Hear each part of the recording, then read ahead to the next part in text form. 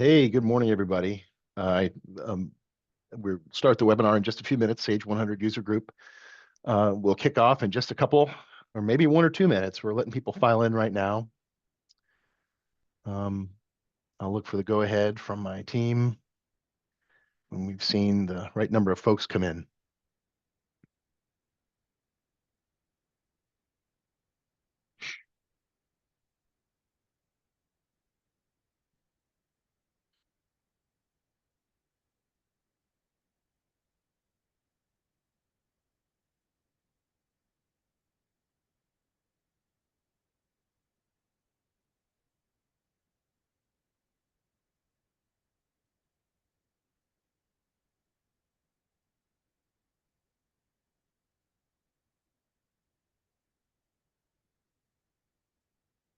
Just waiting a couple more minutes or another minute or two for the rest of our attendees to shuffle into the meeting here.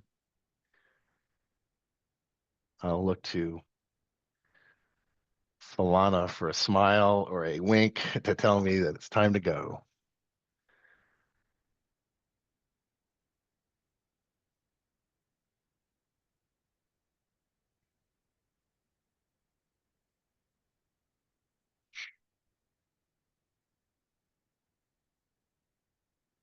Yeah, I can see a few more people joining, so we'll just give it another minute or so. I hope everybody's having a great morning, a great kickoff to this Thursday.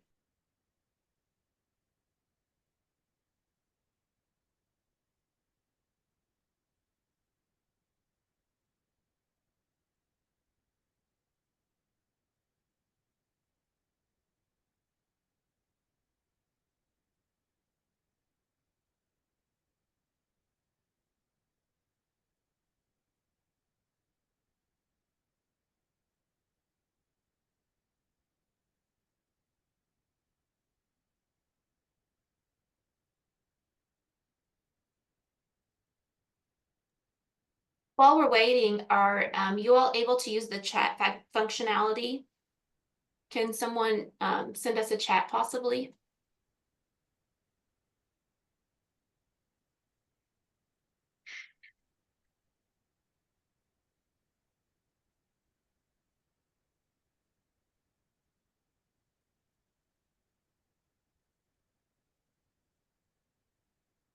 Fantastic. It's good morning to you all too. Thank you.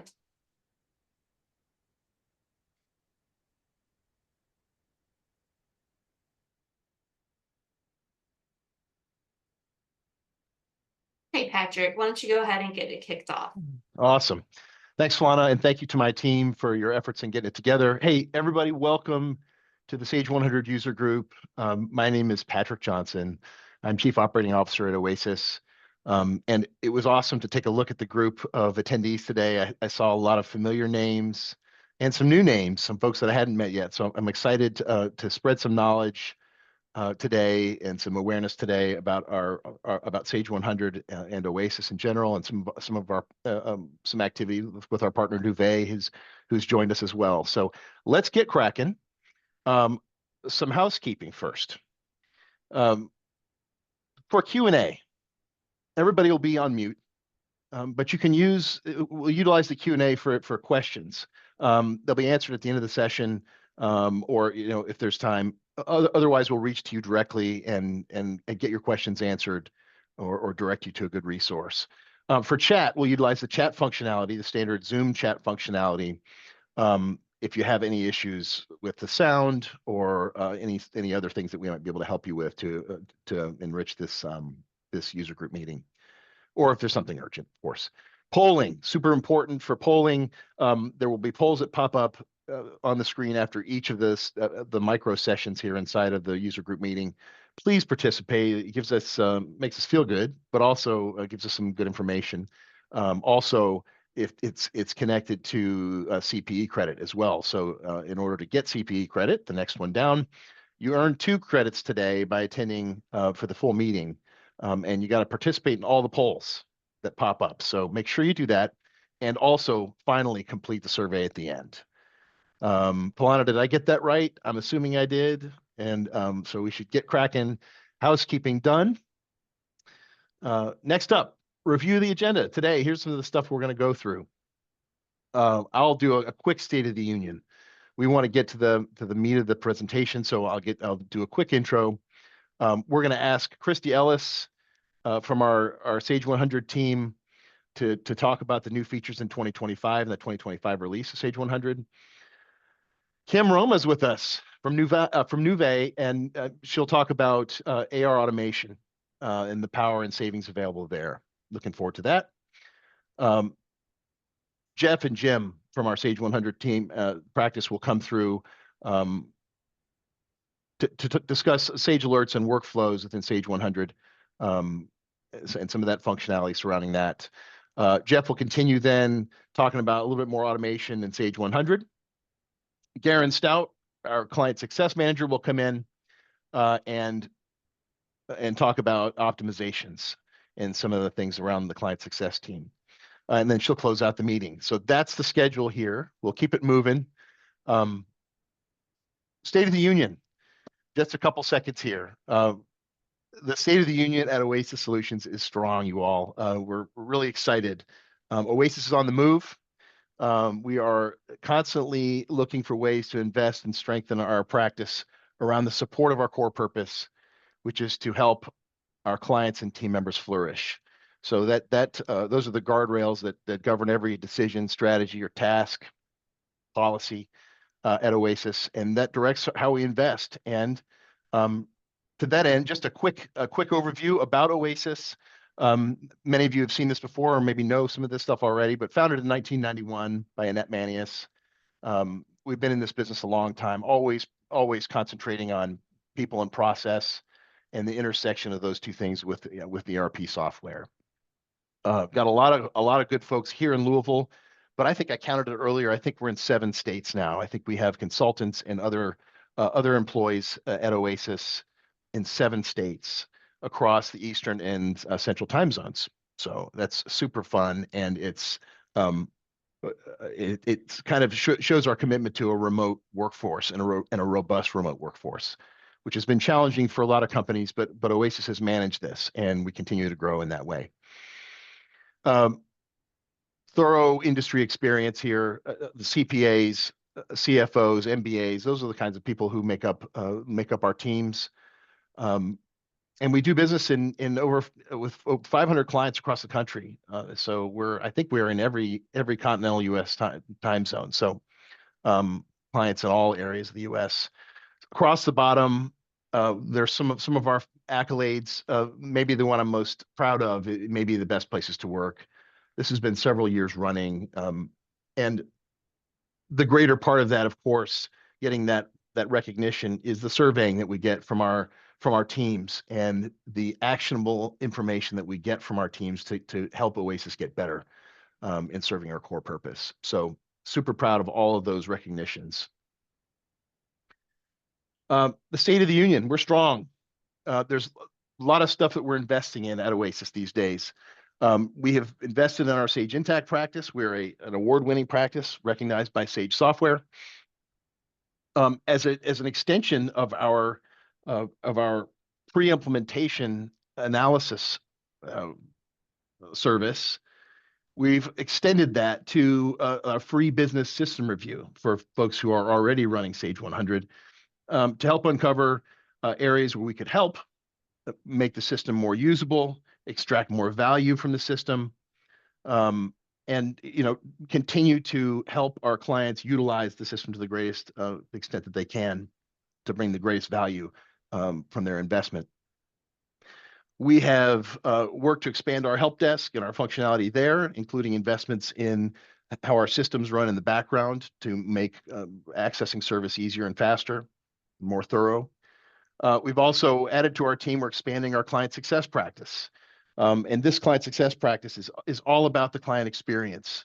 And so that's one way that we're investing in that. We're also investing in project management training and project management tools to better help our team manage expectations, tasks, timelines, finance, all those things that have to do with a project or a request for services that you might have with Oasis.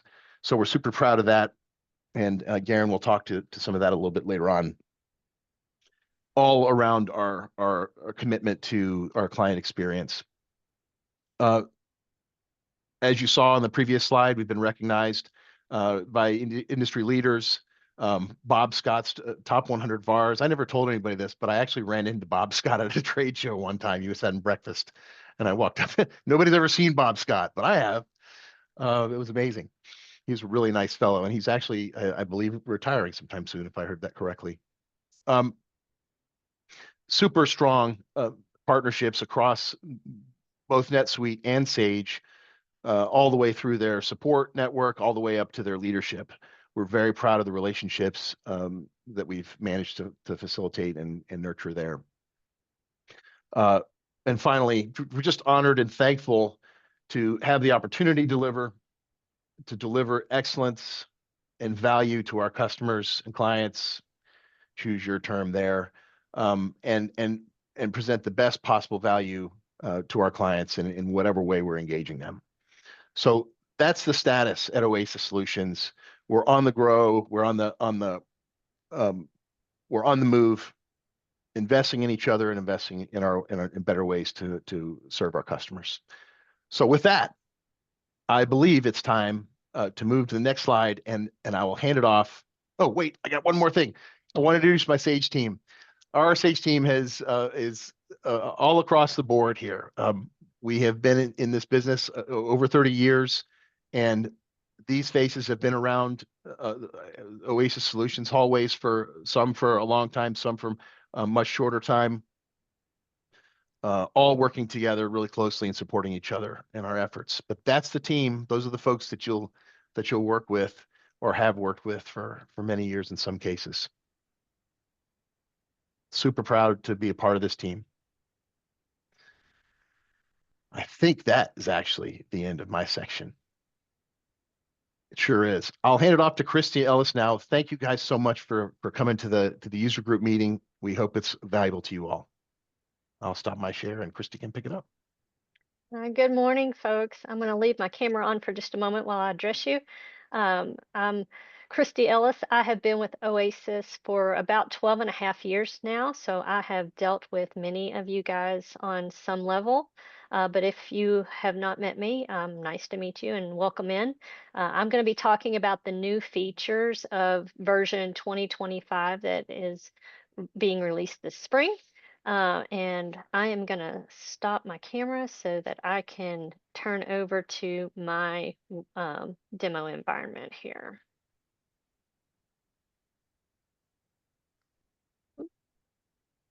There we go.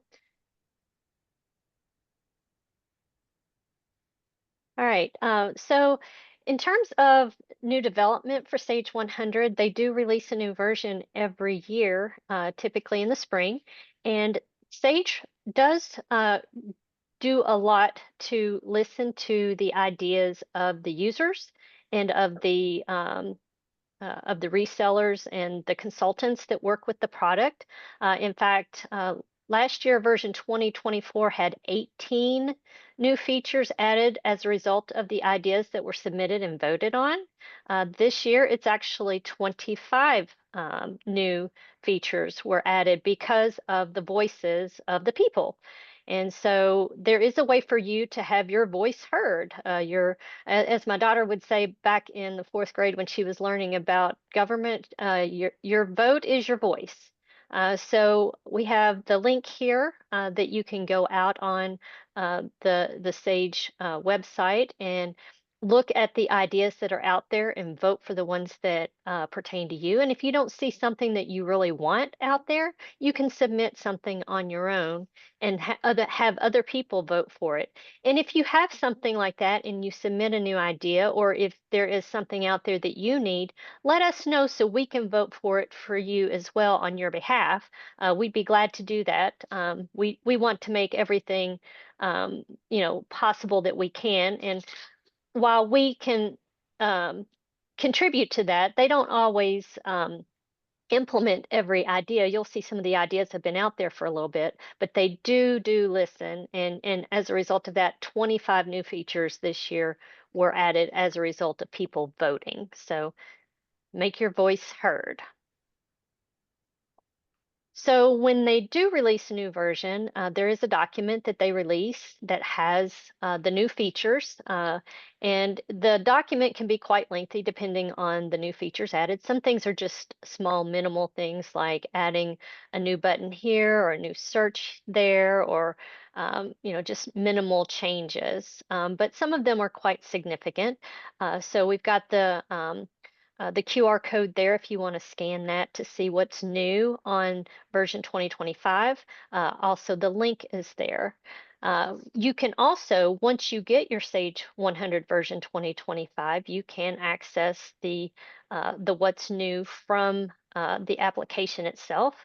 So give me just a second. I'm going to switch my share over to my Sage environment.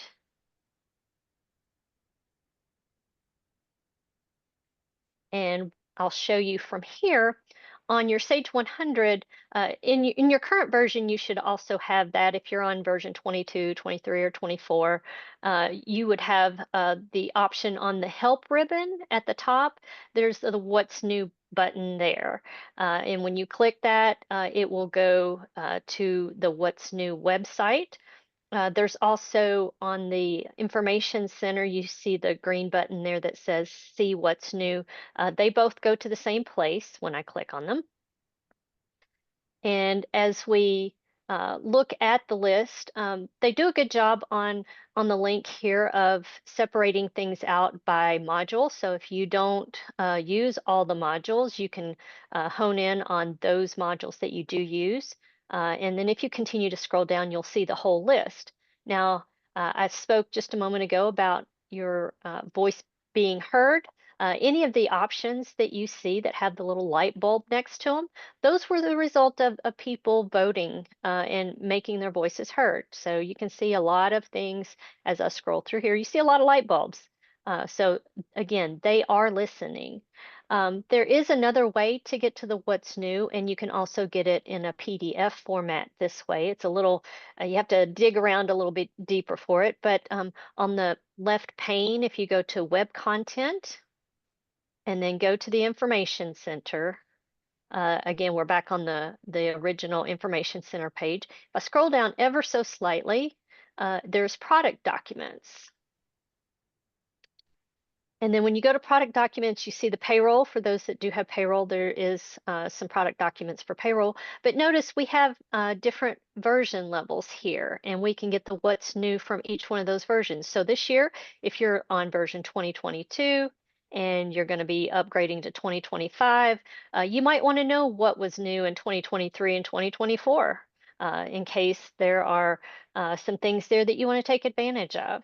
But once you go to your version level, you can go to your release notes, and if you want to see it in a PDF format, you can hit PDF, and of course that document is in a printable format as well. I'll scroll down so you can see how it looks compared to what we saw. It looks very similar, but is available to be printed. And this particular one's 22 pages, so it's got some beef there. All right, so I'm going to talk about a few of the new features for this version. Obviously, for time, I'm not going to hit every single one, and I'm trying to hit the ones that are going to impact our users the most. And that could be something that's really big, something that you've been waiting for, or it could be something that can offer you an efficiency as you're processing. So I'm going to start off with one of the big things that has been asked for a few years back. The accounts payable invoice number field got extended to more characters. This time around in version 2025, they have now given the option to increase the size of the invoice number field in accounts receivable, sales order, and job cost invoices. So to turn that on, it's under common information and common information it's on the main, setup menu, and then common information options. There is a section here about the length of the invoice number. The default currently is 7. Notice that there is a warning there that if you increase the length of your invoice number, it can't be reduced. That's similar to what you see on account numbers and account segments. Once it's there forever. And so I can't make it go down any further. And then if I want to increase it, I can increase it up to 20 characters. So let's say you only need 9 characters, you can increase it just to 9 so that you don't have all the additional characters. So you do get that choice. Now, having said that, I do encourage you, if this is something that you're really interested in doing, that you work with our team to make sure that we test this out for you and make sure that we uh, talk about the impact in other areas for things like custom forms that you might have, visual integrator, imports and exports, things that might be impacted by that, and allow us to help you go through that transition so that it's a seamless transition for you. We don't want any roadblocks and speed bumps along the way. We want to make sure that it's vetted out and that it's a seamless transition for you and your team. So if this is something that you're interested in, please reach out to us. Now, this setting here is only for invoice numbers. Once you set the increase and accept it, it's only going forward. This just changing the number here does not change any of the historical invoice numbers. There is a utility that can be run to go back and increase the length for the historical invoice numbers. The caveat there is that the conversion does not work if you have alpha characters in your historical invoice numbers. It will only do it for the numeric invoice numbers. So that was a big one that we had gotten requests for over the years. So especially if you guys are working with maybe other third-party billing systems, or if you need extra characters for, if you designate part of your invoice number as a location or a department or things like that, where you might need the extra digits, you now have that capability. That was a big one. Another big one that was hitting this time around is in the purchase order. Well, I'm going to talk about one little thing first before I get into the big thing on purchase order. But one of the things that they did on both purchase order and sales order is that they turned on the ability to do the audit tracking. I can't tell you the number of times when I've been working with somebody and they'd be like, who in the world changed this purchase order? Who changed that? And at the time, we did not have that audit tracking. But now they have added that capability. You do have to turn it on. So under your purchase order setup and then options, on your history tab 7, there is the purchase order audit. It is either all or none on tracking changes, and if you want the additions in detail, then that is check. If you want to track additions in detail, you would enable that, and that's what I have done in mine. I wanted to do that so that I could show you a couple of things with that. Once you have the audit tracking turned on, if you need to look at some information about changes and additions, under reports, there is the purchase order audit report.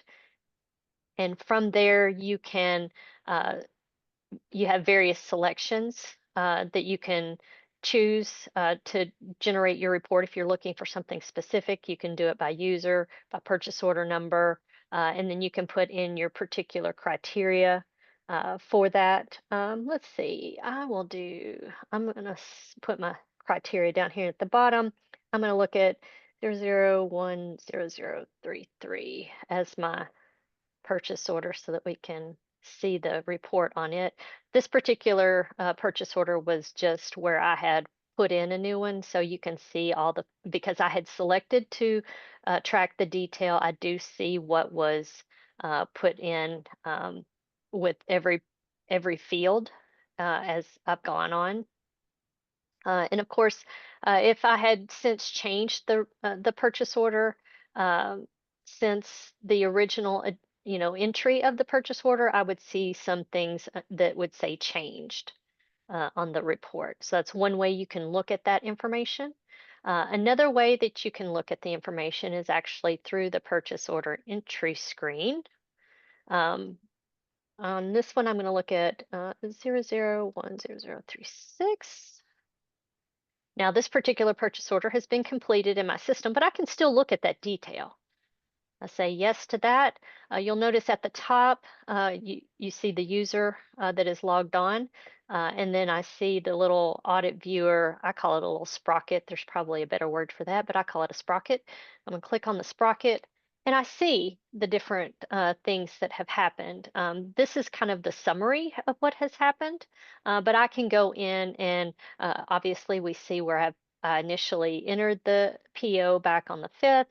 And then yesterday I made some changes to it. So if I want to see the detail of that, I can double click on it and see what was changed on that particular entry. And then, of course, the user that made the change. So good tracking, and you would have similar tracking capabilities in sales order as well. So that is a good addition to the lineup. While we are in purchase order, I'm going to talk about a big change in purchase order, and that is the addition of the capability to do requests for quotes. So on the request for quotes, of course, if you're just doing the next purchase order number, or if you manually track those, you can enter your purchase order number, and of course, put your date in. On the drop down, you'll notice the last item there is quote. And so I'm going to slide this over ever so slightly. So on here, we can generate a quote. And on here, as normal, you can pick your vendor.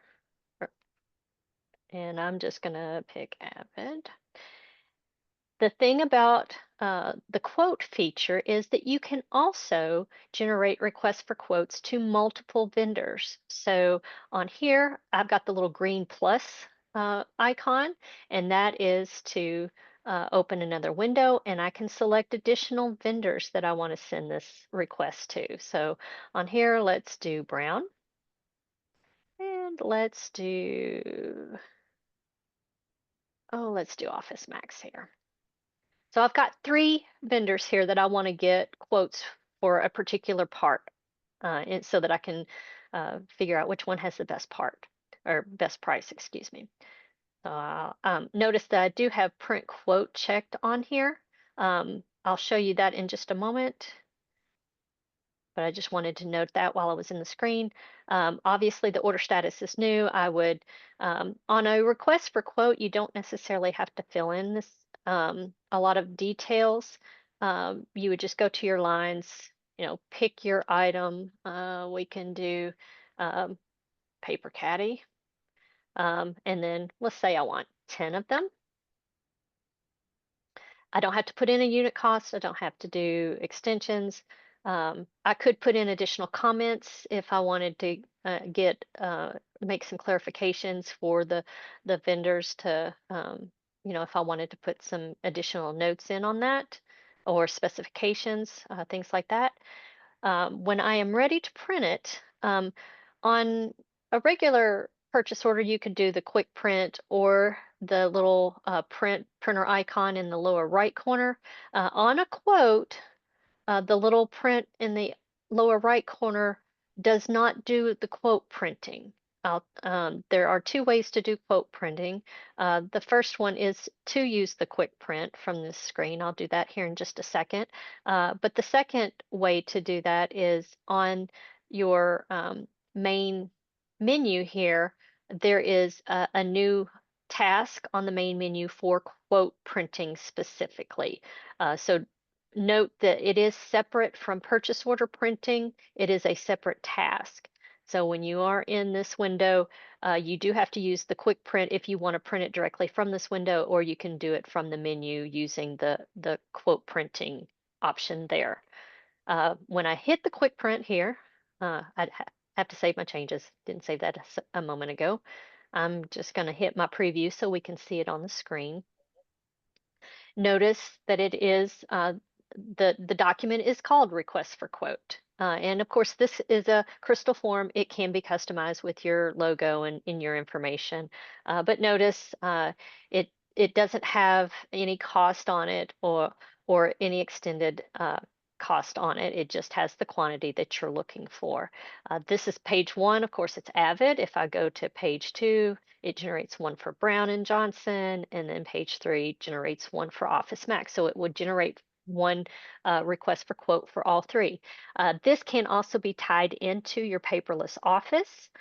There is, under paperless office, there is a new form that you can configure there. You would want to set up your email delivery message and so forth to go along with that. And of course, if your vendors are set up for email, if you've got them listed with their email addresses, then you can generate this so that it will automatically be mailed out or emailed out for you, or you could print it, of course, and send it to them separately if you'd like. But very handy to have, very nice to be able to streamline that.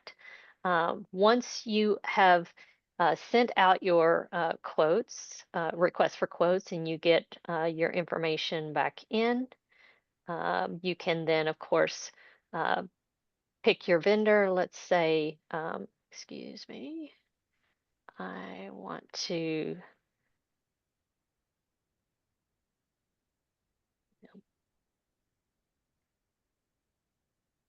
select Brown there. And it's going to ask me about updating cost. So here, go to my lines, and I can put in the unit cost that Brown was going to charge me. Let's say that I don't know how much paper caddies are, but let's say they're $7.99 a piece. And I can accept that and do it. And then I'm going to go back in just to make sure that it's saved. And from here, when you are ready to generate an actual quote, or excuse me, ready to generate a purchase order from the quote, you can do it a couple of different ways. There is a checkbox here that I can select. And once I select that checkbox, this generate order button in the center at the bottom is available, and I can generate the order from there.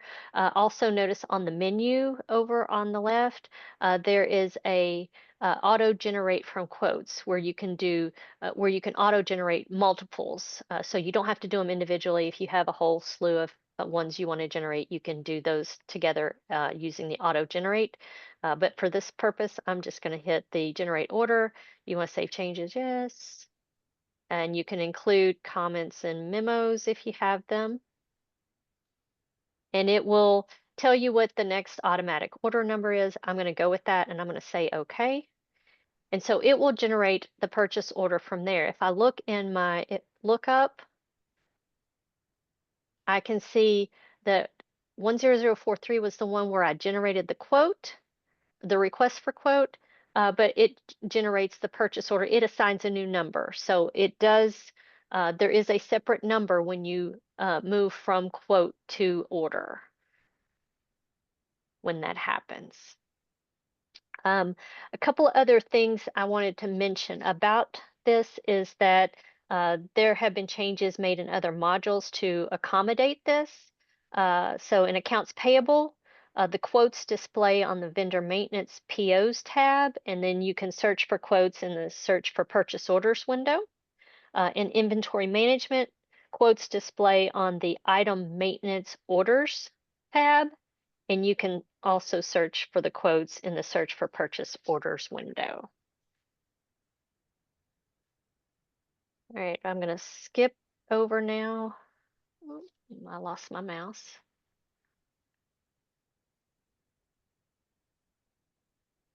There we go. And I'm going to talk about accounts payable for just a moment. This one happens to do with the invoice payment selection. This is going to potentially bring you more efficiencies when you're doing your selection. I'm going to change this um, uh, to my dates here. This is the view that you would normally have, where you would have to check each one of these boxes. Well, if you're selecting all, you would use the button over. But if you were, spot checking different ones, you would have to physically click each and every one. They have added this a new view in the lower left corner. There is a switch view button, and it brings back to the list version. On the list version, this one is the one that allows you to do a shift click to select a range, the control click to add a specific one to it. And then, of course, you can say, okay, the one drawback on the list is there is um, a button for to do a search, and you don't have that search button here.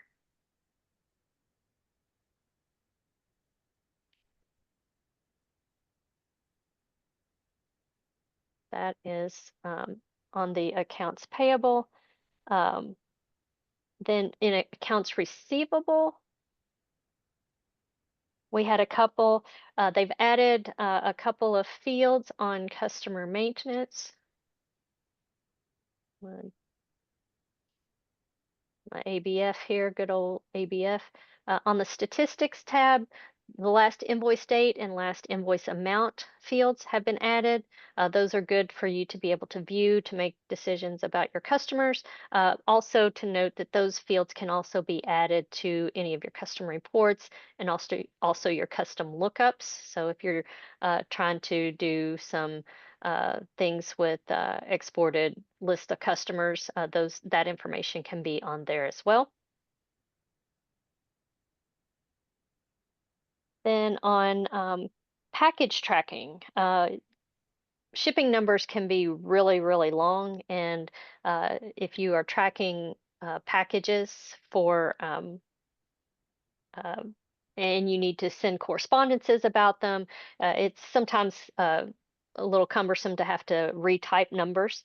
So they have added the way for you to copy the package tracking number from your summary package tracking, and that's under the invoice history inquiry. And I'm going to go with invoice number 01000060. And under tracking, there's your tracking number. There's a new icon there to copy it to the clipboard. And then from the clipboard, you can paste it into your Word document, your email, or whatever other outside document that you want to copy that into. So that will bring efficiencies for some people during their processing. Another one that can bring slight efficiencies under sales order entry. Actually, it's going to be under sales order entry, sales order invoice data entry, sales order quote history inquiry, and accounts receivable history inquiry. They have all added the telephone number. At first, I was like, telephone number? I thought it was already there, and it was not. I was kind of surprised. But the telephone number has been added in between the email and the fax number fields. So if you are in the middle of typing out an order for your customer and need to reach them for some reason, it's right there, and you no longer have to dig around and find that number. So I think that will be very helpful.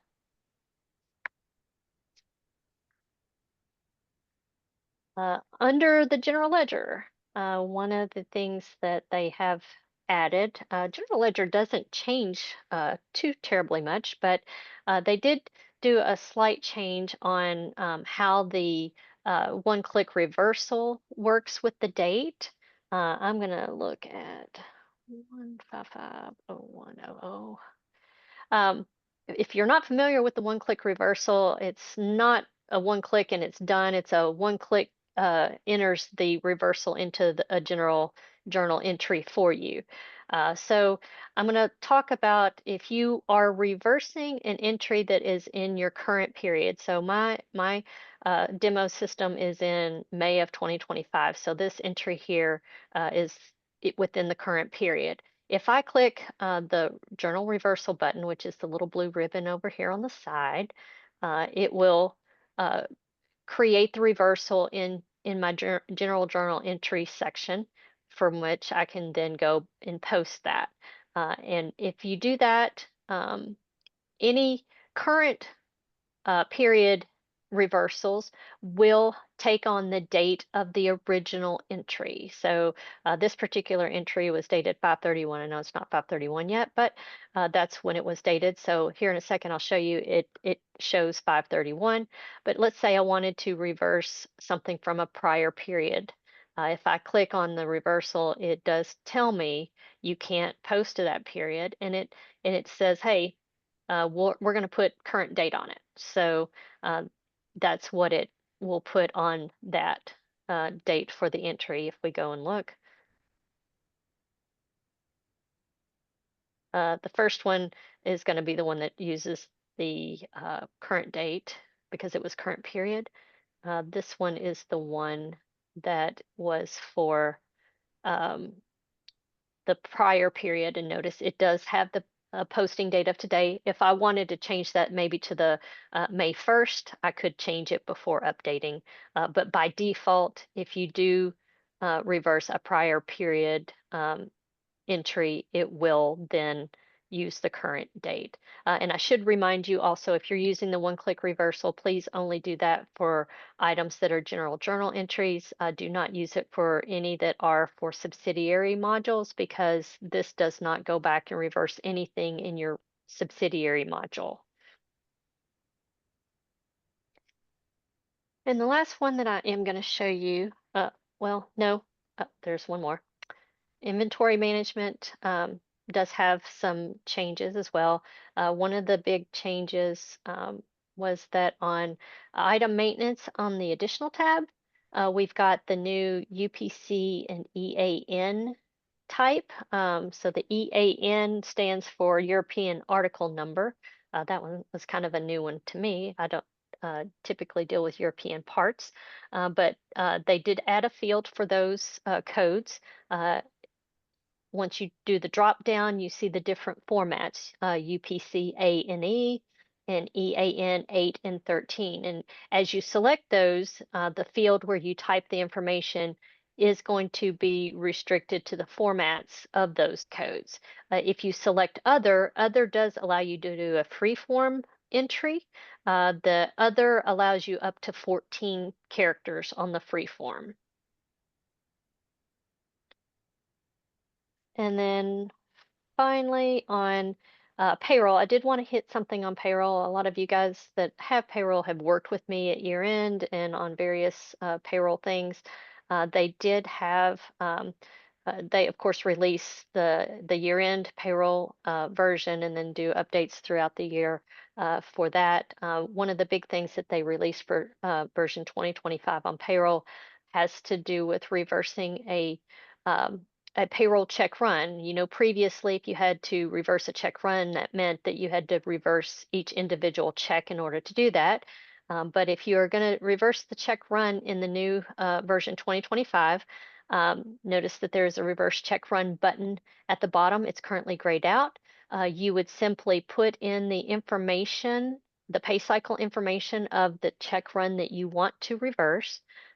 Mine that I have in my demo was dated 4/28. Now that I've got my pay cycle information in, the reverse check run button becomes enabled. I select that. I can, if you've had multiple check runs with that criteria, you can select based on bank code and check number or source journal and register number. So mine was on Wells Fargo checking. This was one of the checks. Once I select one of the checks, it selects the whole run. This particular one had 39 checks that can be reversed. I can hit proceed. And what that does is it puts those entries into the batch as reversals. Take a second to go through these.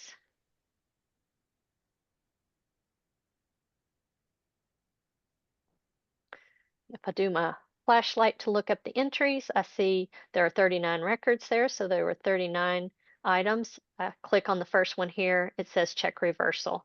I can, if I need to reverse the full run, I can go ahead and accept an update, and it does do the reversal. If I don't need, if there are any entries that I don't need in the reversal, let's say maybe half the checks were okay, the second half there was some sort of flub up with the check stock, and it wasn't discovered until after the check run had been updated. I can remove an item. I can remove an entry from the check reversal batch if it does not need to be reversed, and then of course update at that point in time. So wanted to point that out. It's not something that you probably have to use very frequently, but when you need it, it's going to be the greatest thing to be able to use that functionality. Other things that I'll briefly mention, but won't demo here, on sales order, there is the option to print extended descriptions for regular items, miscellaneous items and charges, and special items on many of the sales order related forms. So they've put that out there. On sales order and purchase order, there is now a new option to require cancellation code. So when you delete a sales order or purchase order, if you want to track that information, that option is now going to be available. On purchase order, this one's probably going to be a big one, actually. When you return items on return of goods, you will now have the option to not back order the purchase order. So if that's something that you are not going to get back in, you can say don't back order that. In terms of physical count, they have added the option to sort your physical count reports by the product line. And then also the option to print extended descriptions on the physical count sheets. So if that helps you guys identify your parts better, that will be a great addition for you. And then, of course, they are continuing improvements and developments on production management module. And on Sage Intelligence, they have upgraded some of the framework components, and it's now going to be on version 8.0. So those are kind of the quick hitters. Of course, again, I did not go into everything, but the list is pretty vast there, and it does touch a lot of the modules. So let me get back over to, oops, not that one. And all right, so now it is time for the poll.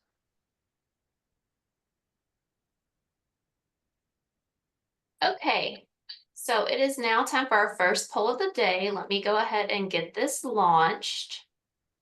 So you should now be seeing the first poll on the screen. Which Sage 100 2025 enhancement are you most likely to use first? You can go ahead and start with that. A, B, or C. I'm going to leave this open right now and let the participation get to at least, I'd hope to get to 100%.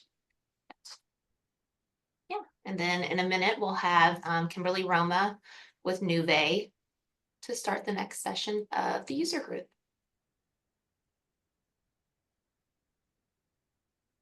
So we're at 70% right now and climbing.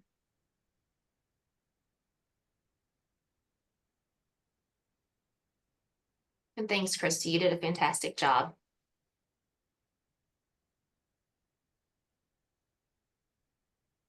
Okay, we're at 80%. I'm going to let it go for a few more seconds in case anybody else wants to complete the poll. If you're interested in getting CPE credit today, you do want to complete all 4 polls of the session today and then the survey. So you'll have a couple of options with the survey. The easiest option is to complete it when the Zoom session ends today. It will pop up on your screen. You will also have the opportunity to complete the survey in the follow-up email that will go out. That will include the recording and then the slide deck. from today's user session. So plenty of opportunities to do that. We also appreciate your feedback in the survey, just to let us know what you want to see in future sessions. Okay, a few more seconds, and I'm going to end the poll. Okay, so it looks like A, new features to streamline day-to-day task was the winner, and then B, tools that improve reporting and visibility came in second. I could have shared the results with you all. That probably would have been easier to see than me reading it. You can see it now. Okay, we'll move on then. And there we go. Okay, I'm going to hand it over to Kimberly to kick us off. Thank you. Hi, okay. I'm going to go ahead and start sharing.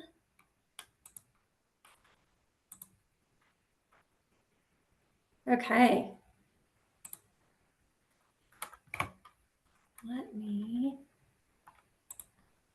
All right. Good morning, everyone. So happy to be here. So excited to be here and talk about Nuvei AR payments. And super thankful to our partners at Oasis for having us. I'm excited to share how Nuvei provides a robust integrated payment solution for Sage 100 users. We've put together this session to demonstrate the value of Nuvei's technology and explain how it enhances your current Sage 100 system. So we're going to go through the history of Nuvei and our deep relationship with Sage, highlight the team behind it all, the benefits to you, a product overview, and then the journey that you take with us when exploring Nuvei as a payments provider. Our relationship with Sage is the longest existing partnership we have with any payment service provider. Prior to being Nuvei, we were a company that you may recognize as Paya or Sage Payment Solutions. Paya was acquired by Nuvei in 2023 for its strength in B2B and native Sage integrations. Paya, which was originally Sage Payment Solutions, was born directly out of Sage. This makes our integration so strong, capabilities so deep. Our team knows Sage because we were Sage. We're ERP first and payment second. So this slide quickly displays the many countries that Nuvei operates in, some basic statistics on our markets. So Nuvei is a global payments technology company. We enable businesses to accept next-gen payments, offer more payment choices, and accelerate growth. Our unified commerce platform supports 150 currencies, 680 payment methods, and serves clients across more than 200 markets. So whether you're B2B or B2C, our infrastructure is built for scale and flexibility. Nuvei has multiple office locations across 19 countries, and we're continuing to expand over time. We started back in Canada in 2003 and expanded to the US, and then moved into global market, starting off in 10 countries and now 19.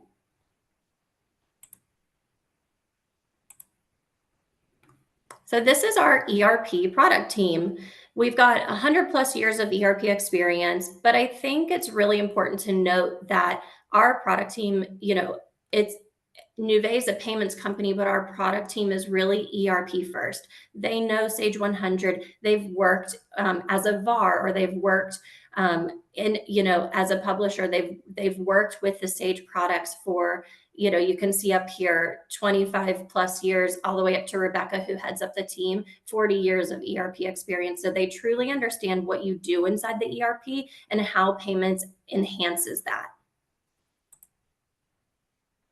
This is our ERP channel team. So you'll see me down on the bottom left with a couple of my colleagues, and we worked closely with the partners like Oasis to make sure that we're understanding fully what your needs and challenges are so that we can provide the best solution for you.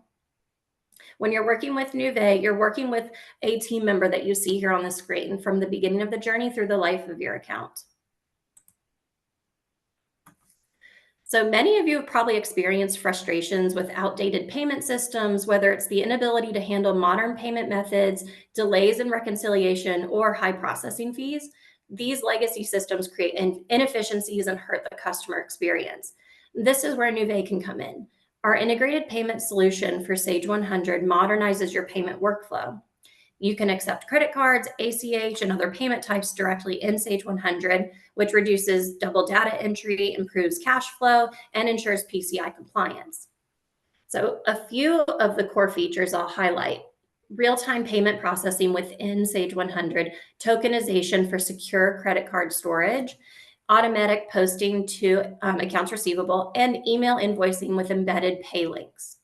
These features help streamline your accounting processes and create a better experience for your customers. After looking at this, what I'm going to show you now is a few ways that you can save money. So we've got savings on two branches. One is money and one is time. I want to talk about how we save you money first. So something I want to highlight at a high level, ACH is an electronic system used for transferring funds between bank accounts. Most people know what ACH is, but they may not be fully aware of the cost savings to your business. The fees associated with ACH versus credit card are much lower, and our team can walk you through what that looks like for your bottom line. With ACH, you receive payments faster than traditional paper checks and can accept in virtually any setting.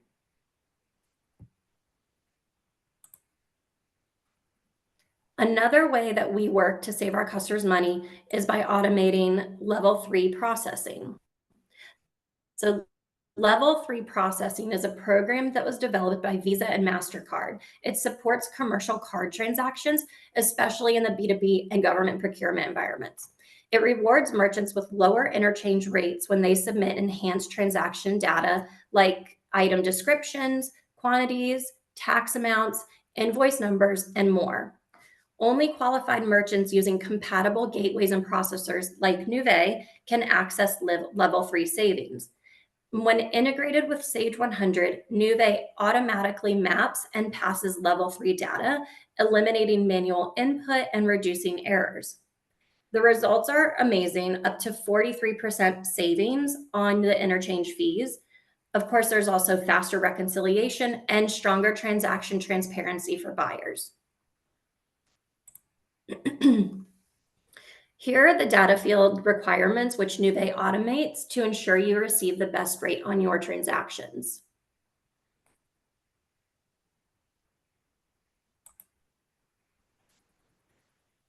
This is an example of a statement you would receive each month. You can see here an example with very low transparency into what fees you're actually paying. There's no insight to bank fees, no visibility to types of credit cards received. Our team will actually set you up with a pricing model that reflects each day's deposit and the fees associated by card type and card brand. This will allow you to dig into your bottom line and see those savings. And this is what savings will look like.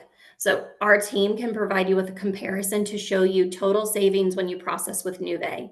They will look at your current pricing structure, the card types and brands you typically run, and any other fees you may be incurring. They'll give you a breakdown and a side-by-side comparison of what it all means, and they will show you these kinds of savings. Earlier, I talked about two branches of savings. One is saving you money. Savings doesn't only come in the obvious forms like money, though. It also comes in forms of time and accuracy. Our team has prepared a short video to give you an overview of what the integration actually looks like within Sage 100, and you'll notice how seamless the Nuvei module appears within the Sage 100 interface. This is intentional. It's to keep your workflow intuitive and familiar, and goes back to that saving time and accuracy. Nuvei focuses on advanced payment processing, integrating it directly into your Sage 100 ERP accounting system. In this presentation, we will be reviewing our Sage 100 ERP integrated payments and B2B commerce suite, which includes AR automation with customer portal and click-to-pay functionality. Our integrated payment platforms are designed to provide comprehensive multi-channel processing within your Sage 100. This includes gateway processing, card present, card not present, and e-check transactions directly within your ERP's AR, sales invoices, sales orders, quotes, and cash receipts transactions. Our Commerce Suite provides you with an AR customer portal and self-service processing. This includes payment links sent directly to your customers and an account management portal that allows customers to review all their transactions with you. The platform also provides features such as pay-by-statement processing, fee recovery, and advanced notifications. Let's delve deeper into integrated payments. Merchants can store vaulted credit card and e-check account information directly in their customers' accounts. These vaults can then be used to process payments directly within their ERP. Here you can observe an invoice being processed in real time in Sage 100. We return all transaction data, including transaction ID and approval code, for easy voiding and refunding directly within the ERP. Workflow in Sage 100 allows for pre-authorizations and deposits to be recorded against orders and transferred to the invoice. When lines are shipped to pay multiple invoices, a cash receipt entry can be generated to process a payment against multiple invoices in a single transaction. Integrated Payments is designed to streamline your payments, reduce days to pay, and eliminate double entry as all transactions are recorded directly into your ERP. For more advanced processing, the B2B Commerce Suite offers a multi-module approach, including AR automation, AR financing, the upcoming AP automation, and liquidity marketplace modules. The AR automation in the Commerce Suite simplifies the generation and sending of unique payment links to your customers who have opted into the program. Here, we have a sales order invoice ready to be posted. The syncing process automatically takes place upon saving the record. The generated link can be embedded in the PDF document form or emailed through the native paperless Office electronic delivery. When customers access the link, they are directed to a payment page unique to that transaction. The original PDF document is linked here for customers to click and make payments without the need for logging in. This screen also showcases the processing of fee recovery, which assists merchants in recouping some of their costs associated with offering credit card payment options. For customers wanting more control over their accounts, we provide a customer portal that can be accessed upon login. Once logged in, customers are guided to an account overview page. This page gives a detailed breakdown of outstanding balances by transaction type and a record of the 5 most recent payment transactions. Additional payment transactions can be found under the My Payments screen. Customers have the ability to manage their own account data, including the entry and maintenance of stored ACH credit card account information. The My Activity section presents outstanding invoices, credits, sales orders, statements, and quotes loaded into the portal account. By selecting multiple invoices and clicking Begin Payment, customers are led to a payment screen. Here they can utilize their saved card information to process payments. A confirmation of a successful transaction is immediately sent to the customer, along with a transaction ID assigned by the gateway in a receipt that is also sent to the merchant. The payment screen can be used for e-check, ACH payments, either by entering a bank account and routing number or by selecting a saved account vault. Similar to credit card transactions, customers are immediately notified of a successful transaction and receive a transaction receipt. We ensure a smooth process by integrating customer payments back into the ERP, creating a cash receipt ready for posting. This includes all transaction data such as account token, authorization number, and transaction ID. This allows for the transaction to be voided or refunded directly within the ERP, even if the payment was initiated outside of the system. Our B2B Commerce Suite aims to extend Sage 100 ERP's native functionality into a portal and further enhance those functions. This provides advanced payment processing directly in your Sage ERP. By closing the loop with full circle postings inside the ERP, we ensure a fully integrated payments process for both you and your customers. If there are any questions, don't hesitate to reach out to us at erpnuvei.com. Nuvei Okay, I hope that gave you a good idea of how our solution can save you time and money. But to elaborate on a few of the features, I've pulled some screenshots and items to highlight. With Nuvei's integration into Sage 100, we introduce vaulted customer payment accounts, allowing you to securely store and use customer payment data, credit cards or ACH, for seamless future transactions. This not only improves the customer experience, but drastically reduces payment friction and manual work for your finance team. All vault data is tokenized and PCI compliant, so it's secure with no sensitive information stored in your ERP system. One of the biggest benefits you can process payments directly inside the Sage 100 transactions without leaving your workflow. Whether it's invoicing, order entry, or cash receipts, you can now collect payments on the fly right within the native transaction screen. You can also pre-authorize a card and later capture it, perfect for fulfillment models that require payment confirmation before shipping. Every payment action automatically posts to the general ledger as part of the transaction process. No more double entry or reconciliation headaches. Journal entries are generated and synced in real time. So with vaulted accounts, your streamlined payment collections reduce time to cash and enhance customer convenience. It's a modern solution designed to eliminate manual work, reduce errors, and give you complete control without leaving Sage. Many of you have probably seen this screen before, but a customer-centered vaulting system means that you can enter and maintain encrypted, tokenized credit card information for your customers directly within your Sage 100 system and still remain PCI compliant. You can use those tokenized credit cards to process customer payments. This can be completed in the actual transaction screens or through cash receipts entry itself, where multiple transactions can be selected and payments processed directly from Sage 100.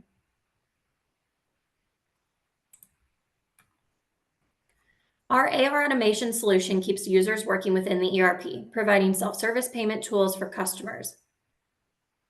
The customizable ERP portal includes click-to-pay functionality for seamless transactions.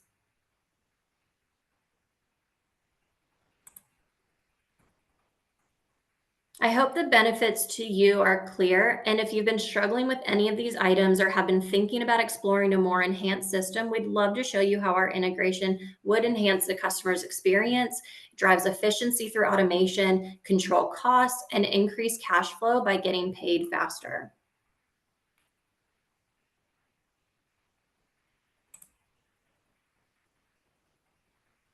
What I'd love to do is kind of give you an overview of what it looks like when you begin a sales process with Nuvei and how exactly we bring you on board. So to get started, you'd be working with your partners at Oasis and they would let me know that you're interested so we can coordinate with the right people on the Nuvei side. I work with my partners over here on the sales team and product to connect and kick off the process of discovery. We do a deep dive into an analysis. Some of the initial steps include understanding your business needs, completing an application, confirming pricing, and then if you'd like, we can schedule a product demo. This first part is really going to ensure that we're aligned with a solution that meet your specific requirements and also help you see the value of integrating with Nuvei's integrated platform. And we kind of move through once your account's established, we move through the process and find ourselves at installation and configuration. So once your account's established, we assign a specialized engineer to handle installation and configuration, ensuring a seamless integration into your Sage 100 system. And we customize your settings based on your business needs. It's a hands-on approach and it minimizes disruption and makes it easy for you to start processing payments efficiently and quickly. We provide a smooth transition by offering you training so you understand how to use the system. We set up support resources for ongoing assistance, ensuring a streamlined process for you to start processing payments immediately. Our goal is to make the transition effortless and ensure that businesses are comfortable with their new payment processing system from day one. We'll then go live and provide, of course, ongoing support for the life of your account. So we'll continue to provide dedicated support specialists to assist with any issues, ongoing enhancements to maximize system efficiency, and there's a long-term partnership that ensures that every one of our customers continues to receive the value. We're not just going to onboard you, we're going to support you for the life of your account, ensuring long-term success and satisfaction. This structured sales process sets you up for success and it ensures you see the full value of our solution. By following these steps, we make it simple for businesses to integrate and benefit from Nuvei's automation and payment processing capabilities. Thank you very much. I'm going to hand it back over to Philana. Hello again. Thanks so much, Kim. That was fantastic. If you haven't and you have some questions that you're interested in asking from our first 2 sessions, please use the Q&A box. Utilize that for any questions that will be answered at the end of the session. I'm going to go ahead and kick off the next poll here. Let me go back and get that up on the screen for you all. Okay, you should be seeing that right now. What best describes your current payment processing setup? You should have an A, B, C, and D option. I can already see that some of you all are starting to answer that right now.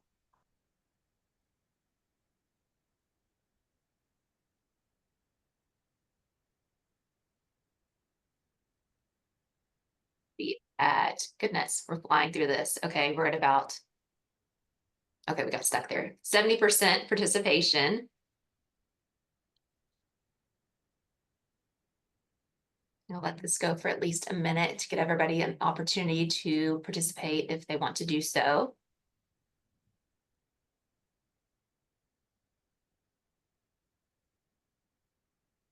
Before we move on to our next session.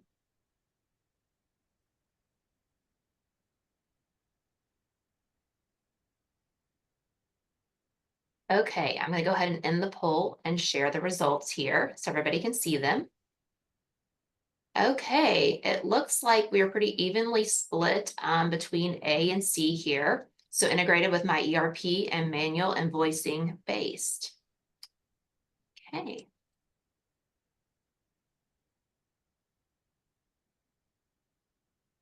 Now we are going to move on, I believe, with Jeff and Jim. Thank you all.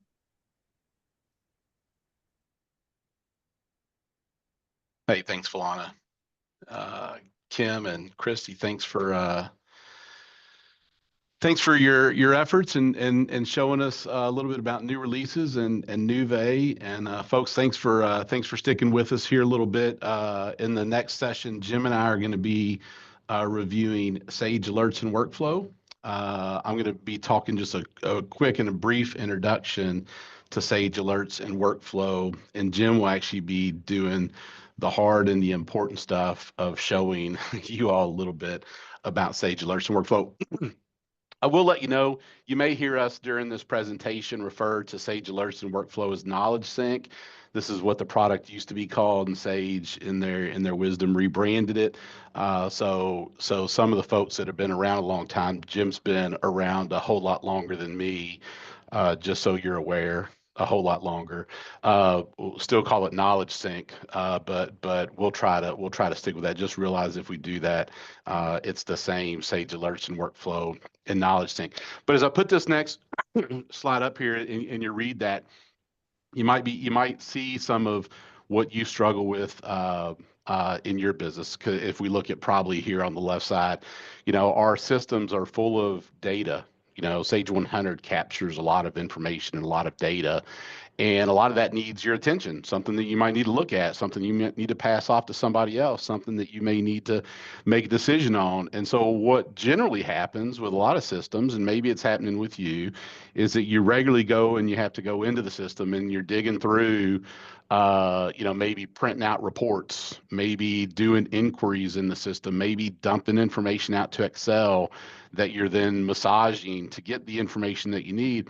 And then you need to decide, well, what do I do with this now? Well, maybe I have to send it to somebody else to make a decision on, or send it to somebody else to analyze and get back with me. Or maybe I need to highlight a few areas, right, and just dig into that a little bit deeper.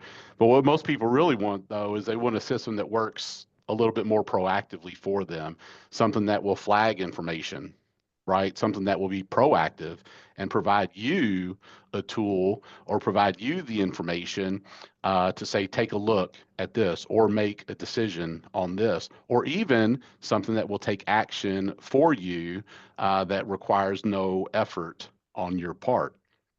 So a tool that will do that for us is Sage Alerts and Workflow, okay? It does analyze and look at real-time data, okay? And I love the term real-time actionable data.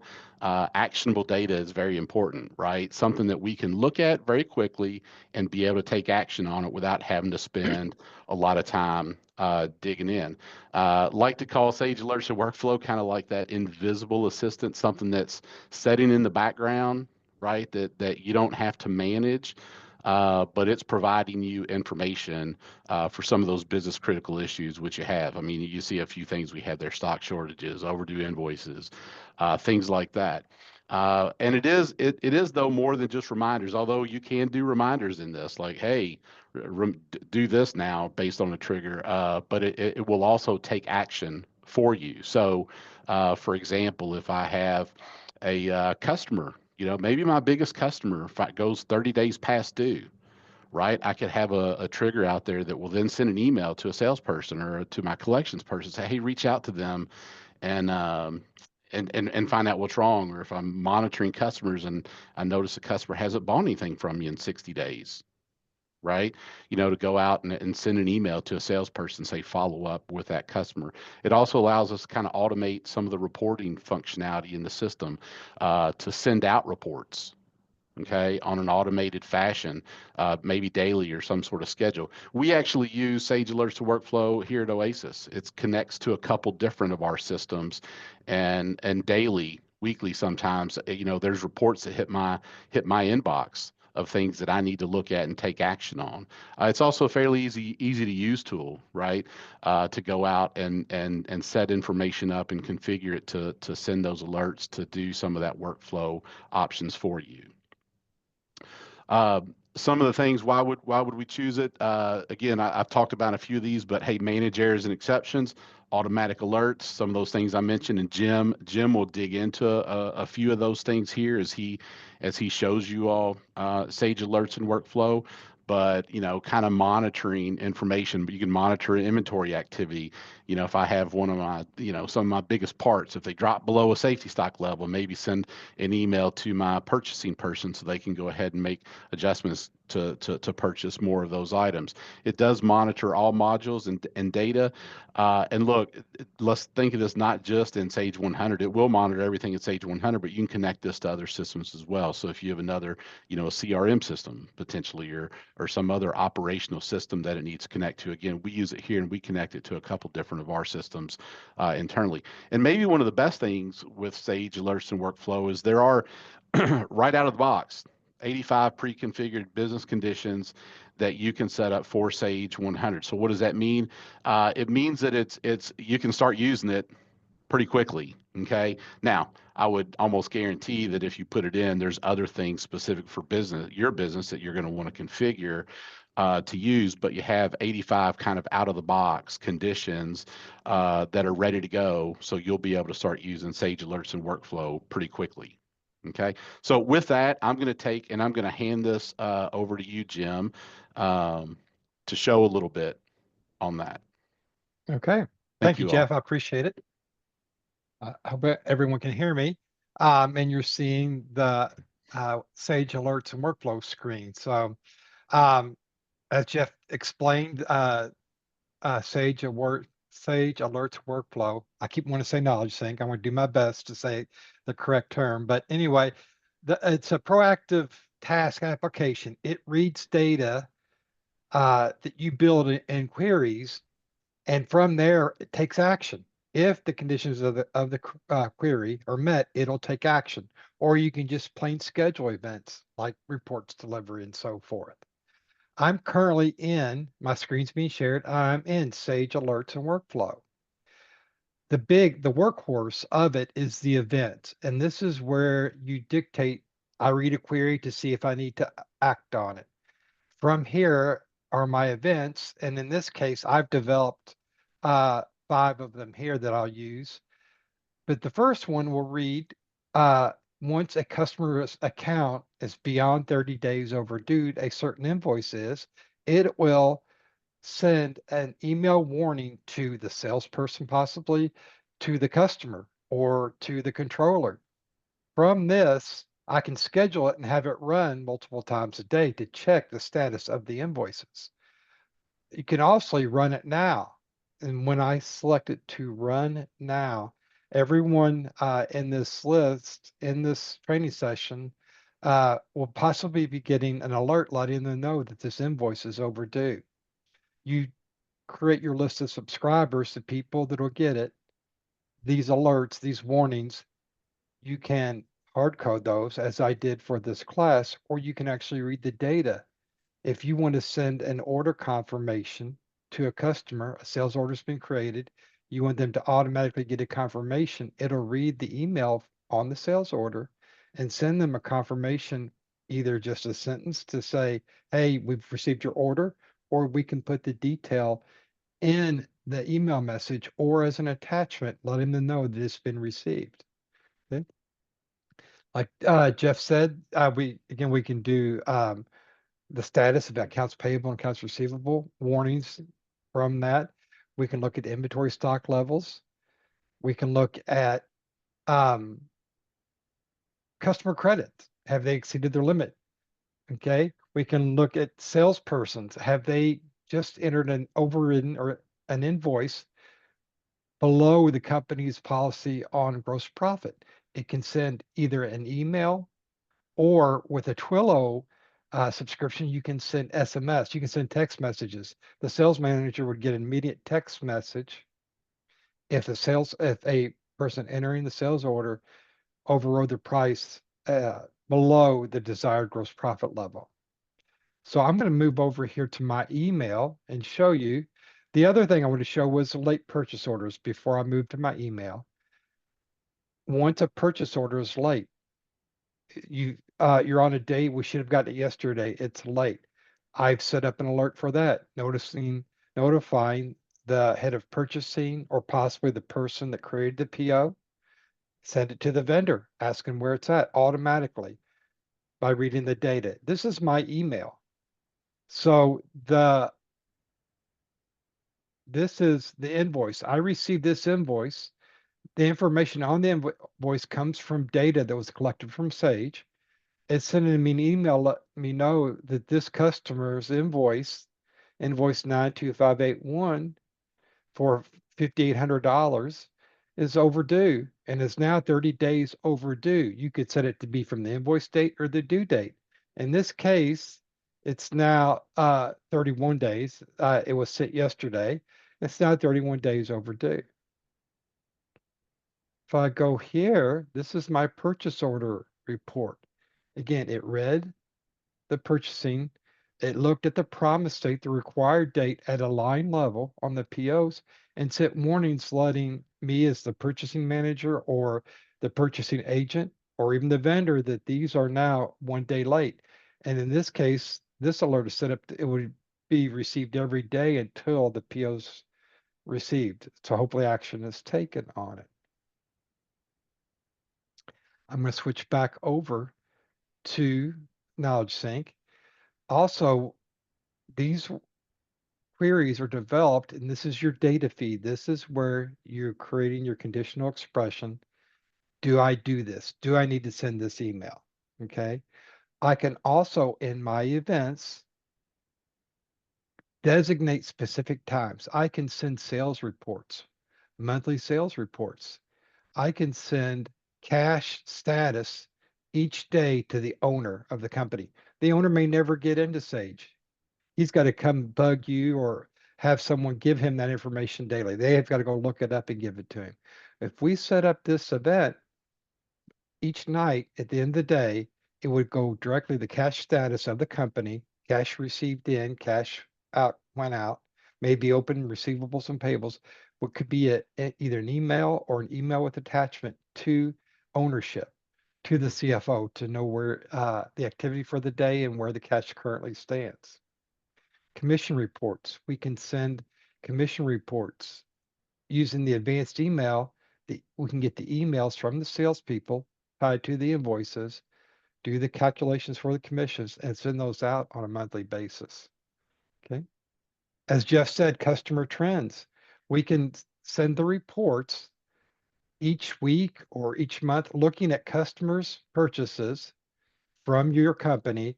Have they gone up? Have they gone down? Has it been so many days? How do they compare to the last month? Are the purchases up or down? Either only notifying you if they're down or just sending you the information for all the customers to see what the trends are. Are they buying more? Or are they buying less from you? Okay. when we send those reports, they come as attachments. The attachments can be PDFs, they can be Word documents. In this case, my purchase action report looks at my stock levels, looks at the demand, looks at open orders and expected POs. And if it foresees a shortage at the desired stock level or anything that would take the quantity to zero, it's going to send that alert and send this report. And this is my purchase action report. In the case of this, I used a PDF, but again, I could use a Word document. It could be an Excel file that you can quickly download from your email, open it, and massage the data and filter it. Okay. It can be a comma delimited file or tab delimited file. Perhaps you need to take this information into another system. Okay. Also, when we go back here, again, this is the workhorse, so this is the events, and it reads information from the queries. Okay. From these events, I can send attached reports as I did. Here's my purchase action report that I set. I could have that checked daily and looking for items that need to be ordered quickly, or I can have it sent every day, regardless of the position. I can also develop and send charts. So I go here back to my email, and here are my receivables. It's put in a chart. I put the data in here. So here's my customers from my demonstration data. These are their outstanding balances. I can send the graphs with it. I open the graph and can quickly see individual the balances. So this ABF, they're into us quite a bit, okay? But then I've got smaller balances, okay?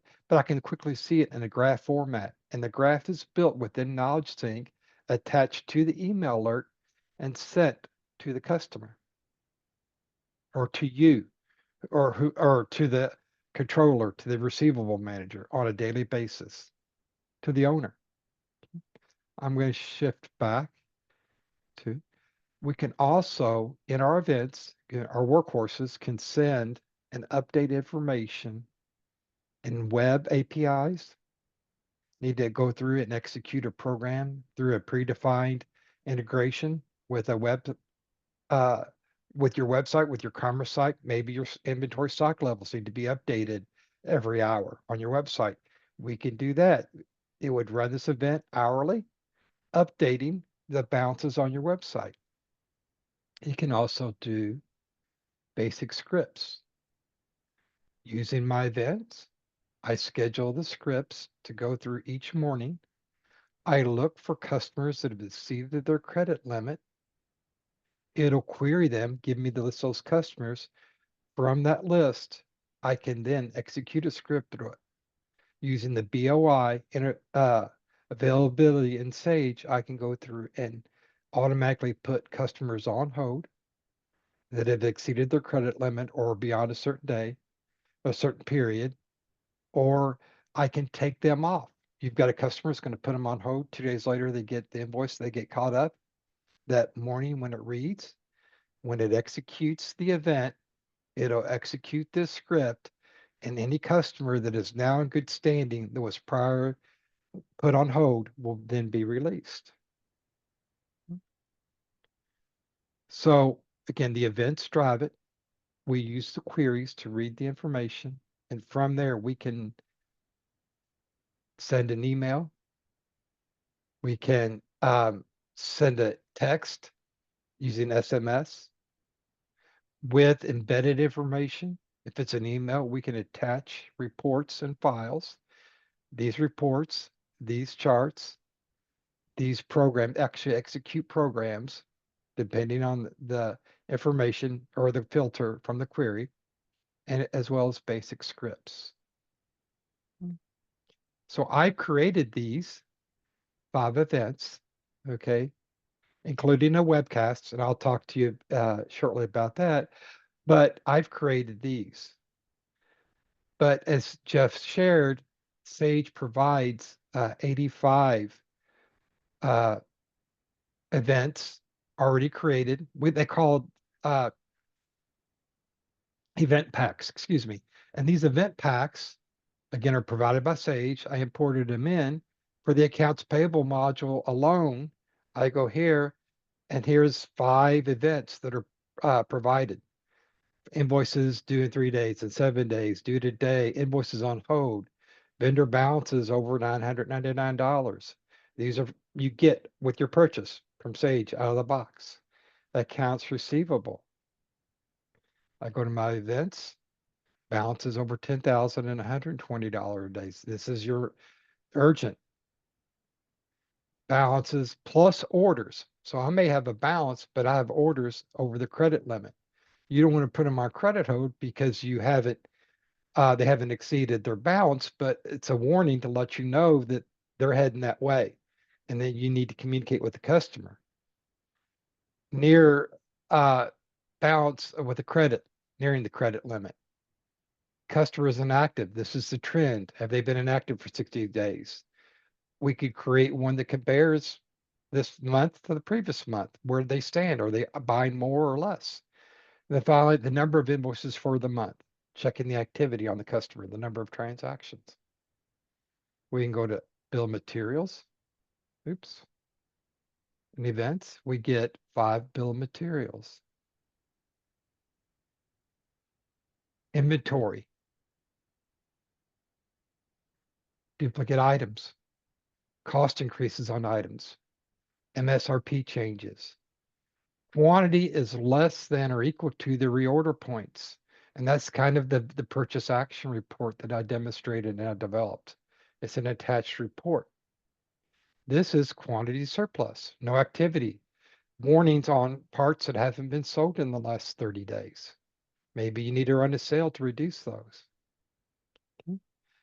Purchase orders, they have their events, 5 here, and then sales orders as well. Okay. I downloaded and installed these packages, the primary ones, but if you on the Sage Alerts website, you can actually download trend analysis and so forth. But these are all predefined, pre-developed packages provided by Sage that are included in the addition of Sage Alerts and workflows. Okay. I want to talk about a couple other things. Excuse me. I'm going to shrink these up. Okay. Next is the mail response system. Knowledge Sync can tie into your inbox, and when you get emails matching certain criterias, it will act from that. What does that mean? Your salesperson could send an email requesting status on a customer account. They're traveling, they don't have access to Sage. They want to know maybe there's a standard amount. They want to know their open balance, their last sales, and their sales for the month. They could send an email with a specified subject, send the email. Knowledge Sync will read that email and say, oh, this salesperson wants this information, and will respond to that email with an email giving them that information. Maybe they want a certain report. An email at a predefined logic to the subject can be sent, and it will respond to the email. So they're not calling you, asking you as the controller, as the accounts receivable person, or as another salesperson, information about the customer.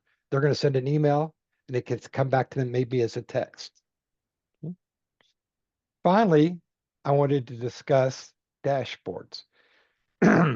Dashboards, again, the events are the workhorse, but instead of sending an email, instead of sending a text message, instead of attaching or executing a file, the dashboards present a web page of information.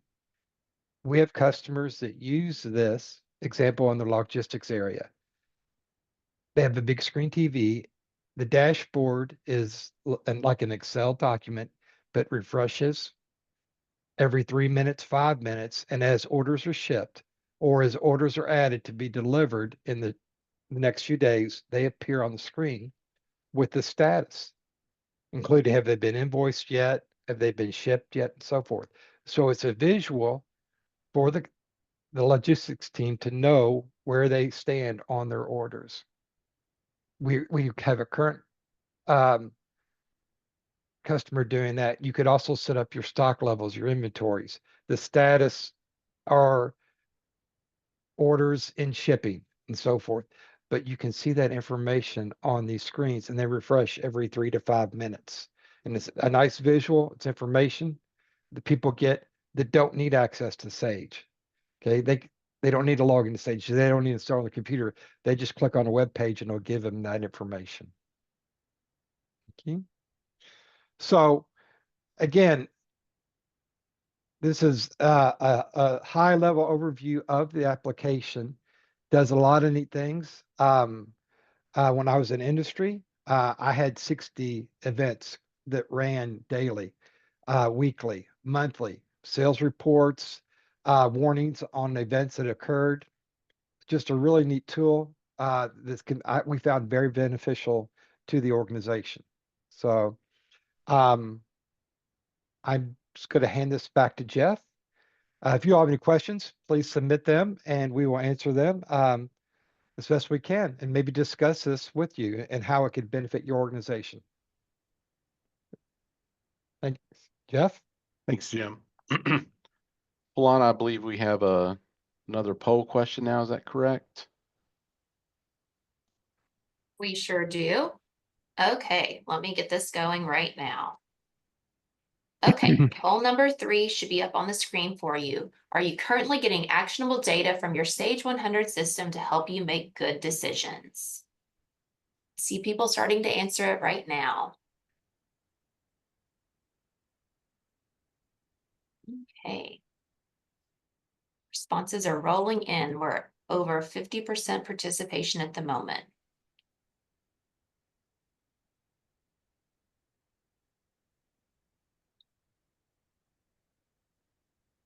Don't forget to answer the poll questions if you're interested in CPE, and also just answer them because we'd love to hear your thoughts. I'm going to leave it up for another, let's go another 30 seconds, get us to a full minute. Okay, we're at 70%, almost there. Okay, I'm going to end the poll, share the results, and it looks like it was a resounding A, manually pulling the data from Sage 100 on demand. Okay. Gonna let this hand back over to Jeff and let him take the wheel. Thanks. And if you are one of those 4 that said we just guess a lot, get with us. We'd like to help out. All right. So hey, thanks again for sticking with us. We're running a little short on time, about 20 minutes left, and we want to make sure we have some room for questions. So I was gonna plan to talk a little bit about some automation tools in Sage Intacct, or I'm sorry, in Sage 100, specifically around Sage AR automation and Sage AP automation, and also Sage Connect. I'm going to bypass the first couple here, and I'm going to just briefly mention those. I mean, we saw some of the AR automation functionality from our friends at Nuvei a little bit, a little bit ago. So if you're interested in what Sage is doing with AR automation, we'd be happy to talk with you about that. Sage AP automation, similarly as well.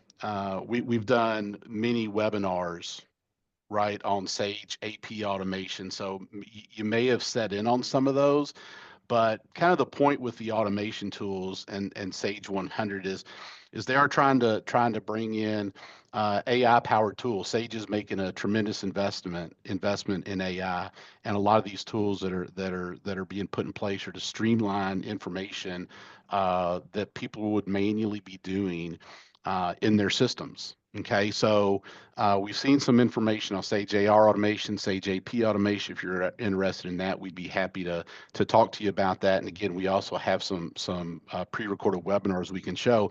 But what I'm going to talk a little bit about now, demo for you, then is going to be Sage Connect.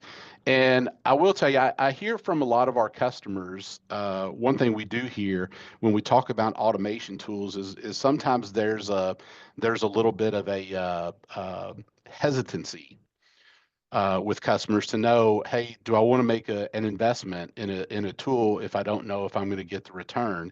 And a lot of people don't, maybe they can't wrap their heads around automation. So what I want to do with Sage Connect here is show you something that's a really low cost, no cost option for customers, something that you have access to right now in your Sage 100 system, where you can kind of try out some of these automation tools to find out if it's something that you and your team are interested in, something that your customers will embrace. And then you might look to do something a little bit more detailed or with more functionality. So what I'm going to do is I'm going to stop sharing that presentation, and I'm going to share my Sage 100 screen here. Okay, let's do that. All right, so you all should be seeing my Sage 100 screen now. And so Sage Connect, you'll see up here kind of in my menu bar, I have an option for Sage Connect. Now, it's likely you're not going to see this on yours because there's an executable that has to be installed before you'll see Sage Connect in your menu bar. But Sage Connect was released by Sage with their 2024 version. So if you're on Sage 100 2024, and I believe it's product update 2, excuse me, you'll have access to Sage Connect. Okay. And once you have access to Sage Connect, there's a process that I've gone through, but I'll explain it a little bit. There's a login process, an account creation process for you as an organization to connect to Sage Connect. And then there is a synchronization process. You can configure your synchronization. Right now, I have Sage Connect synchronized to one company, my ABC company. It's a demo company that we use here. But if you have multiple companies, you could synchronize multiple companies, okay, to Sage Connect. Out there, I've chosen to synchronize one company, and when I synchronize that company, there's a time frame that you can choose the synchronization as well. So I have mine synchronizing every 2 hours. I think you can go the fastest that you can do is it would synchronize every 1 hour, but you could have it synchronized every day or half day or something like that if you did not need it to. So I've gone through that process where I've logged in and I've synchronized my data and I've configured that to synchronize with my ABC company here. Okay. Now I'm viewing Sage Connect. When I click on Sage Connect, it opens up and embedded within Sage 100. This is a browser window. I could take this outside if I just wanted to open this up in, Google Chrome or Edge or something like that as well. But this brings into Sage Connect a list of my customers. Okay. And so I have that information here. So what can I do with that data? Okay. So I've got this selected on my network. You'll see that some things I can do is I can invite customers to view their statements and invoices online. I could do that globally, which says, hey, invite all of my customers, or I could individually invite customers. So if I were to open one, let's open Avnet Processing Corp here. When I open that customer up, and it's taken just a second to refresh that, you'll see that as their information comes up, there's an option here that I can invite that customer. So I have an option. I could say invite that customer, okay, and it would send an email to that customer to invite them to the customer portal. Now, what they would get, I've got a email here. What they would get is they would get an email like this. It says, welcome to your statement from ABC, or whatever your company name is. We're going to give you access to invoices online, and they could open the portal. Okay, so then a customer, and I'm acting as a customer here, would log in and they would see their information in the portal. Now I went to a different customer because Avnet didn't have transactions, so I went to one for customer ABC that had some transactions, so it would make sense that we looked at it. So now as a customer, I can log in and see my invoice information. If I want to, get into one, I could open an invoice to see invoice detail in there, right? If I needed to, I could message as a customer, I could message the company. Maybe I have a dispute, or maybe I have an issue that I want to get resolved. I could message them back right within that customer portal. Okay, so you're giving the customer and the ability to go in and see their information in their own customer portal here. Now, other things that we can do here, okay, from a company side. So I came back to our Sage Connect.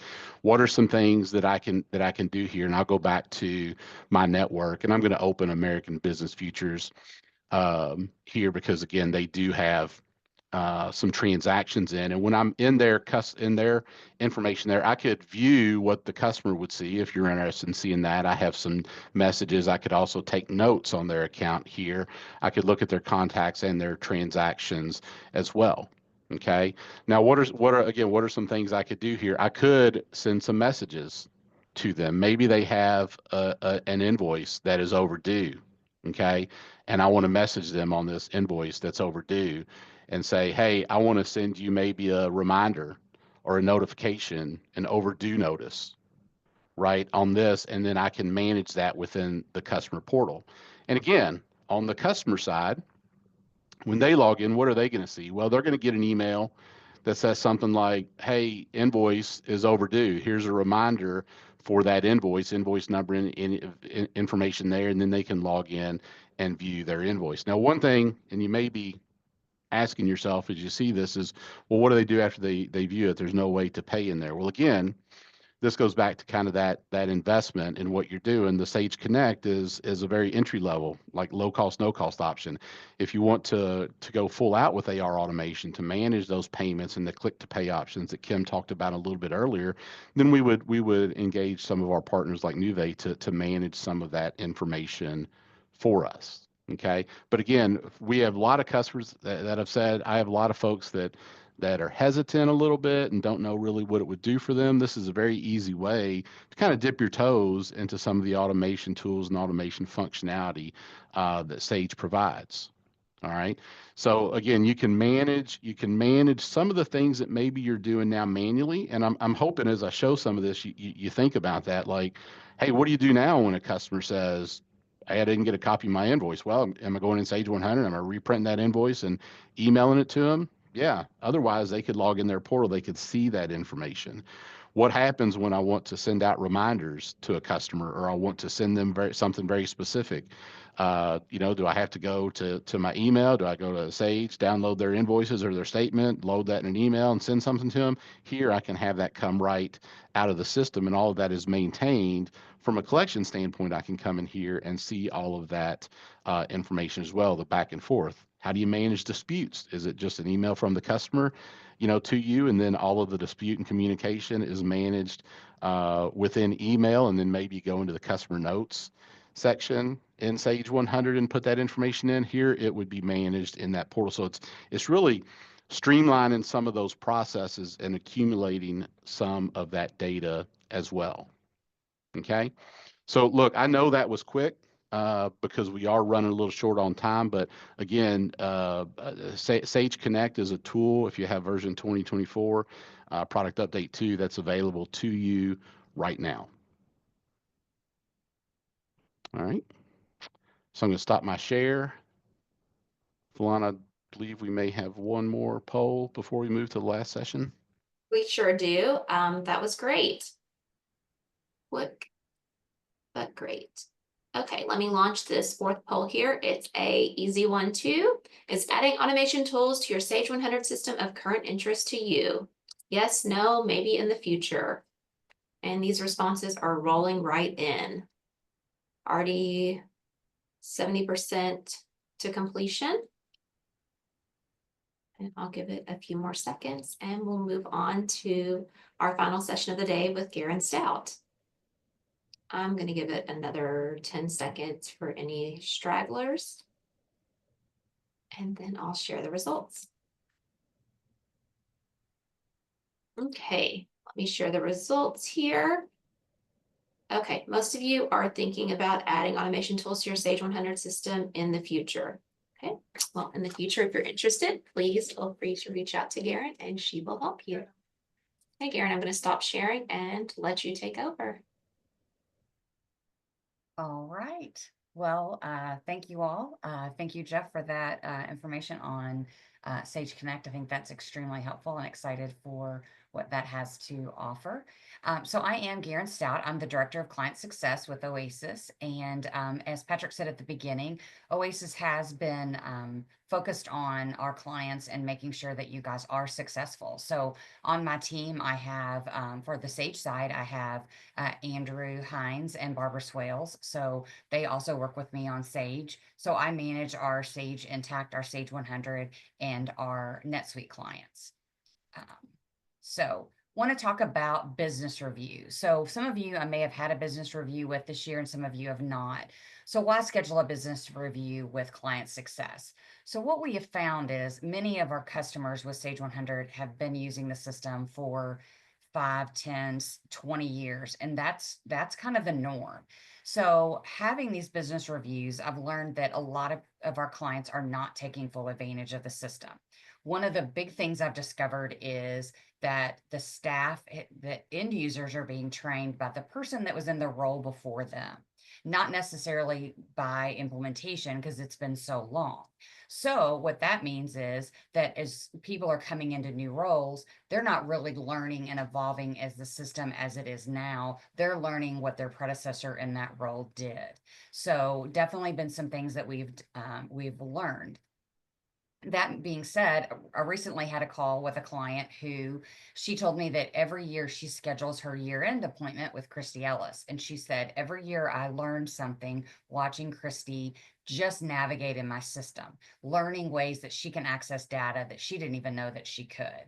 So just want to emphasize that a business review isn't necessarily trying to sell you on different things. It's more of having a conversation about what your system is and what you might need.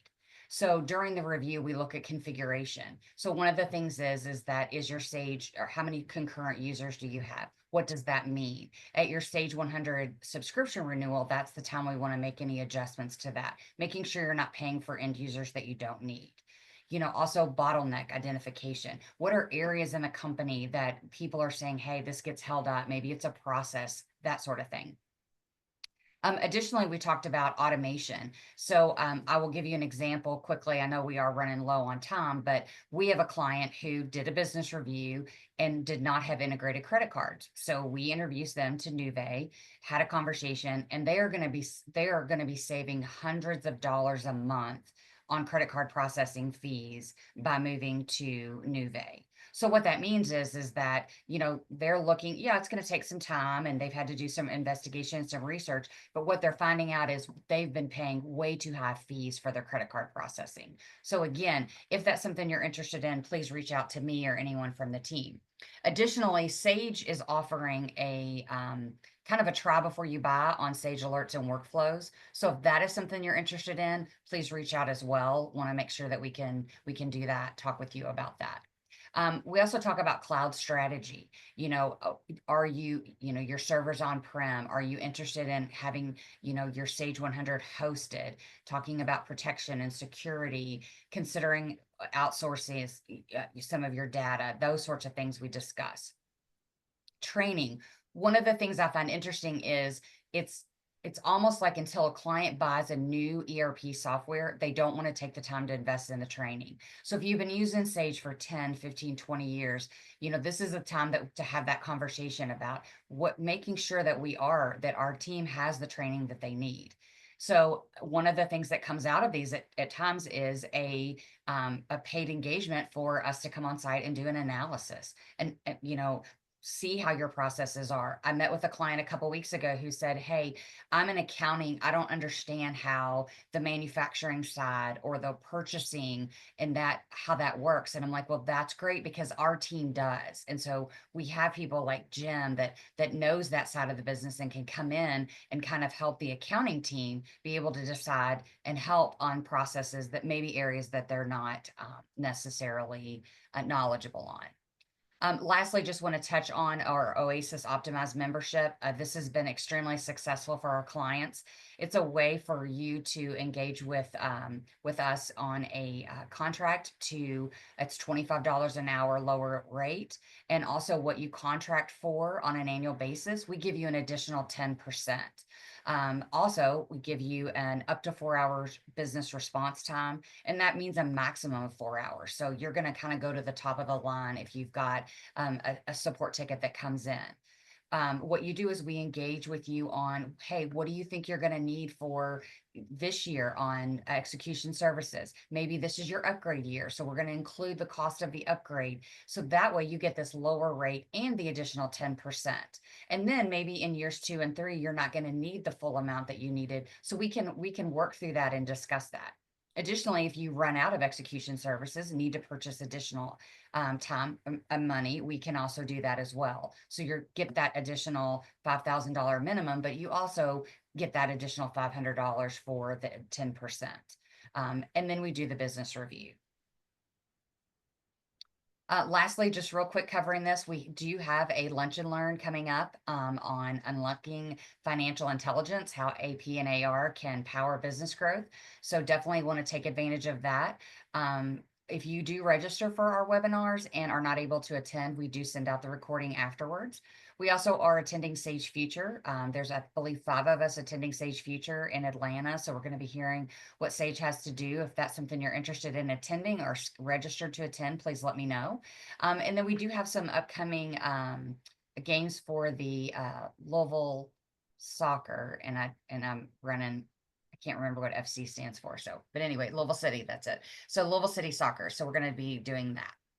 All right, so I'm going to wrap up here. I know there's going to be some questions that we might have, but just to let you know, when you do exit, there's going to be a pop-up survey as you leave. Please complete this. And if you do need CPA credit, you do need to as well. We're also going to receive a follow-up email with a recording. And then if you have any questions or anything, don't hesitate to reach out. And now we will see if there is anyone that has any questions before we leave. If you do have any questions, you can put it in the Q&A, but as always, you can feel free to reach out. We're all here to help out with anything that we can.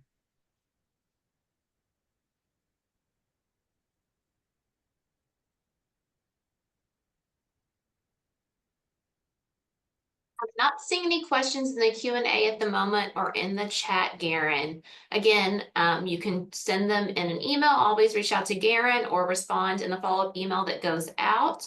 So plenty of time to do that. And then you will get, as Garen said, you'll get the recording, you'll get the slide deck, and then all the contact information from any of the speakers that were on today. So we appreciate you all attending. Thank you all. Thanks.